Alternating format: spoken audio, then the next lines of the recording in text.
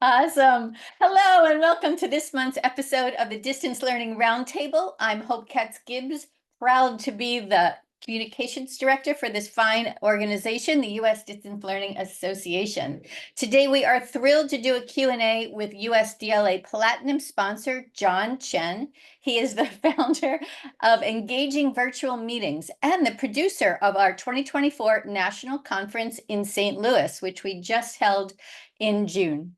So let's jump in. John, tell us about your organization and the need it is filling in the distance learning marketplace.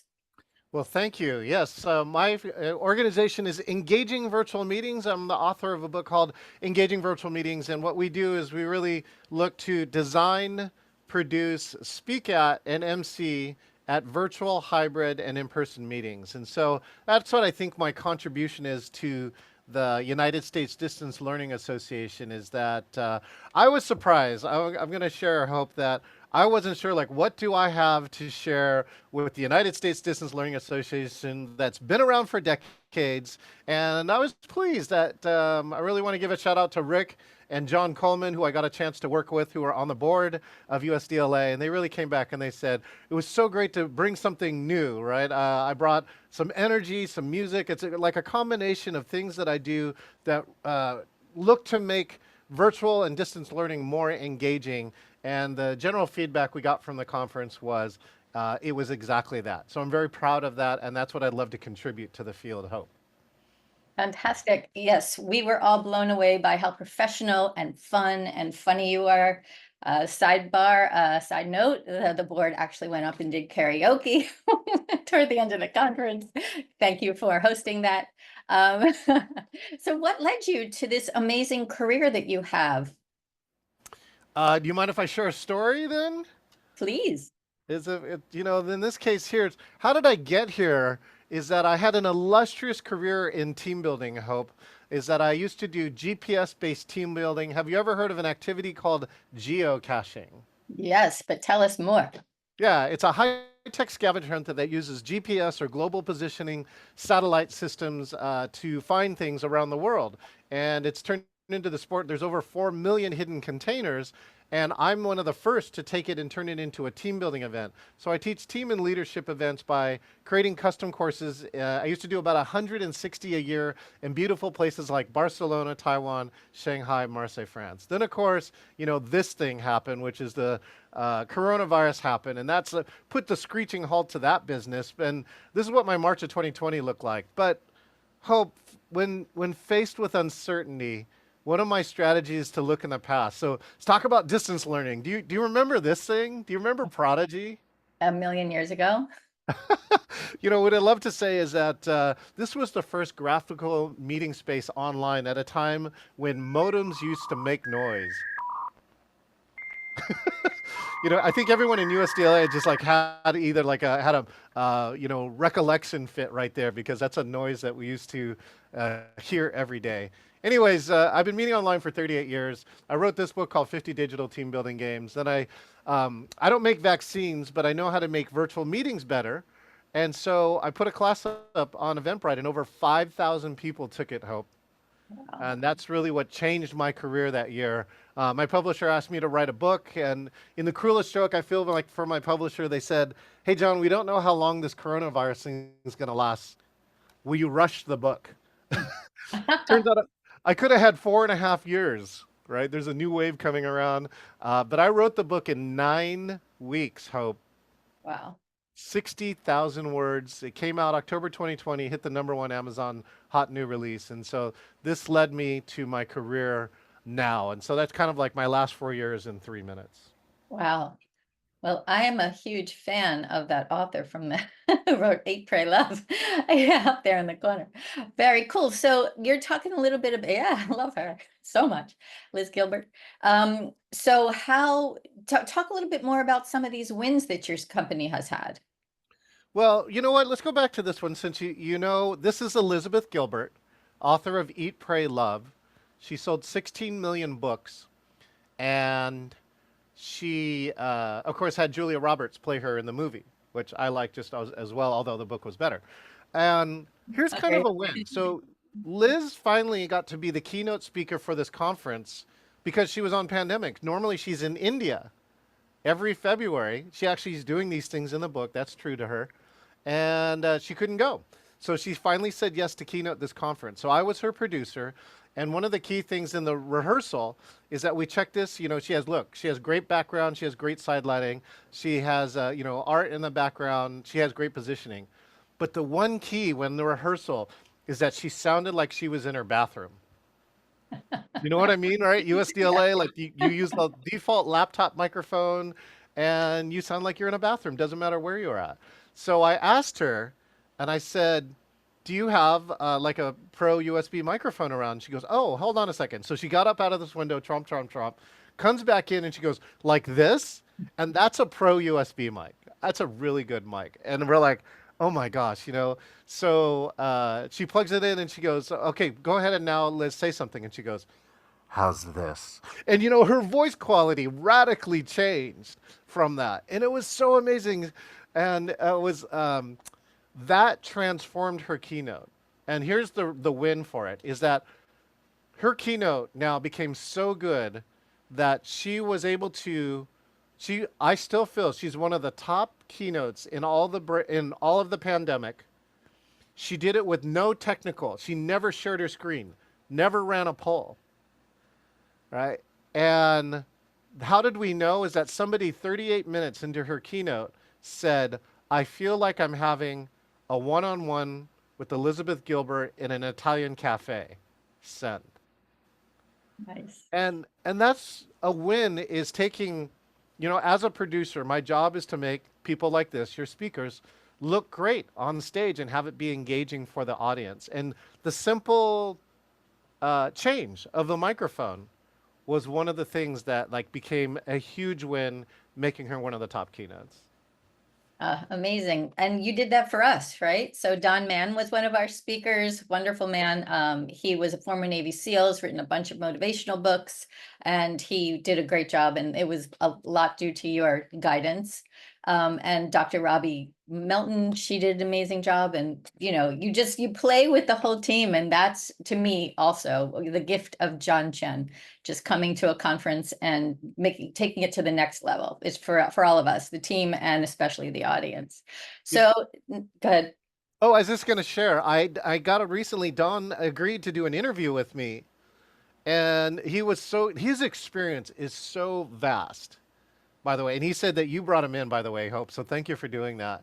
And he really shared some stories that he didn't get a chance to share at your conference because, you know, he only has so much time. And I just went, and he also shared at the end, he goes, I speak at hundreds, you know, of conferences. And he goes, I really appreciate what you did for USDLA. And so I just want to make sure that you heard that too, that Don was really impressed with everything that USDLA did for him as a speaker. Yeah, that's excellent. Yeah, he's a good friend of mine, and it was a pleasure to bring him so that everyone could get exposed to some of those amazing stories of his courage and bravery, and just how he broke his jaw as he was falling out of a plane and he put it back in place because he's a medic, and then he came back on a mission. Like, wow, who does that? So yeah, shout out to Don Mann. So tell us now a little bit about your challenges. You know, the challenge is really around having people want more. And so what I mean by like that is like virtual meetings now have gotten to the stage of kind of like driving, which is like if you can get in a car and turn the key and move the wheel around and push some pedals and get somewhere, you're kind of like satisfied. But virtual meetings are capable of so much more. All right, they can be funny, they can be energetic, they can be deep, they can be emotional, they can be all of those things, and it's just different enough from doing it in person that you have to learn some new things to do to make it that way. And so that's the challenge because one challenge is people says, oh, I'll just do it myself, which is okay, which is great. But, I don't know about you, Hope, but I'm still seeing lots and lots of mistakes and errors and challenges and ways that people could do things even better in their virtual and their hybrid meetings. And so that's one of the challenges, educating people that there's more. and that you could have more. And for maybe not too much, if you invest some, you could get more. You know, one great example that I have, Hope, is that I work with the Georgia Healthcare Association. And why I love to share this example is that they have created so much virtual value in their hybrid, it's in person and it's hybrid, that they charge the same amount for the in person and the virtual ticket. And that's kind of rare in the business. And so I'm just saying it's possible. And I think that's the challenge, is to let people know, how do we educate them that it's possible and that there's more. And you did an amazing workshop for us where you talked about all of that. You really did a deep dive that trained the audience into how they can improve this. And a lot of this is in your fantastic book. So everyone needs to go check out Engaging Virtual Meetings and your website, which is engagingvirtualmeetings.com. Is that correct? That's correct. And I do want to share, you know, my debrief of that. I taught a portion on like ways to make hybrid better. But what was most important with the time available that I had, we took 4 audience members, 2 that were virtual and 2 that were in person, right? It took about 10 or 15 minutes for them to work together. And together, the 4 of them presented a hybrid educational program. And, you know, number one, who does that? And number 2 is, you know, I asked somebody who was on stage and I said, how engaged are you? And she goes, oh my God, incredibly. Because, you know, she's having to perform and deliver and teach in front of not only an in-person audience and a virtual audience. And I think that's what's important, is you can't do this without doing this. You really have to like get the experience of it. And even now, even some of the top Hall of Fame speakers that are around are unsure about what to do in hybrid learning. Right? They know what to do on stage, but in hybrid learning, there's just enough different things in there that, you know, the best practices are still being developed as you and I talk. Yeah, and it's amazing. This is US Distance Learning Association, right? And so we did have an in-person conference. I want to make that clear, if I was a little fuzzy about that in the beginning, but we had a virtual conference, and this field is just developing constantly, like you said. This association was born in 1987, and here we are in 2024, and look how far we've come. You know, I remember Zoom was at our conference like 3 years before the pandemic, and they were like, they had a booth and they gave out t-shirts, and now, right, they so don't need to do that. So it's just, you never know what's coming around the corner, right? A pandemic, or hopefully something, you know, better. Right. Right. We don't know. So speaking of the future, what is the future of your company? You know, the future in the company is I'm working on training other people. You know, somebody asked me to, I had an exercise from another consultant this week, and they said, write a headline about your company, your future company. And it was something like, an entrepreneur engages everywhere. Mm-hmm. And what I mean by that is that it would be so great to have either my producers or people that I've trained or taught, right, running virtual, hybrid, or in-person meetings that are engaging, that people are happy to be at, that they're getting value from, right, that they're fully engaged in the conference instead of spacing out on their phone. And that's what I see in the future. So I have already about a dozen certified trained virtual producers.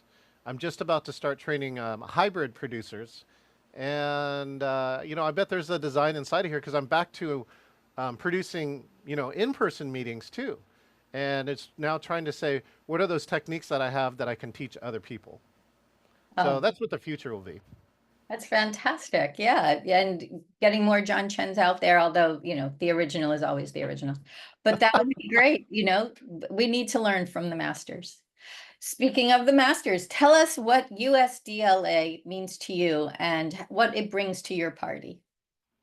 Yeah, what does USDLA mean to me? You know, again, I'm going to go back to that. You've been around 1987, and you're an organization that was here long before the pandemic ever showed up.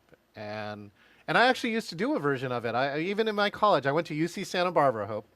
And one of the challenges that I had was I had a professor who had a heavy Hispanic accent and moved so fast in the content that what we decided to do was take the distance learning, the videotape of his lecture, cut class, and 4 of us would watch it together. And it actually took us twice as long because what we did was we would hit pause and try and figure out what he was trying to say and not hit play until we figured it out. And yeah, so that's what distance learning means to me is that people can learn the way that they want to, that you can have access to lots of education now that you probably couldn't have before. And then the last part is like every association, it's around the relationships, right? Again, Rick Seeley, John Copeland, Valerie, you, Pat, the whole team all chipped in. Of course, on the conference, everybody wants the conference to be successful, but Rick, John Copeland, and myself too, because we were on the audio and the technical side, the three of us really worked well together. And that's amazing because we had about a day basically to set up stuff together and to get to know each other. And we're still talking. And I think that's the key part of USDLA is the relationships you make. And John Copeland is considering supporting some of my work because he's got incredible video technology. And that's the value of all organizations, especially USDLA, of saying, who are all these people? Can we get together, find the people you really, connect with, and make cool stuff, especially cool new stuff, innovations that are for the industry.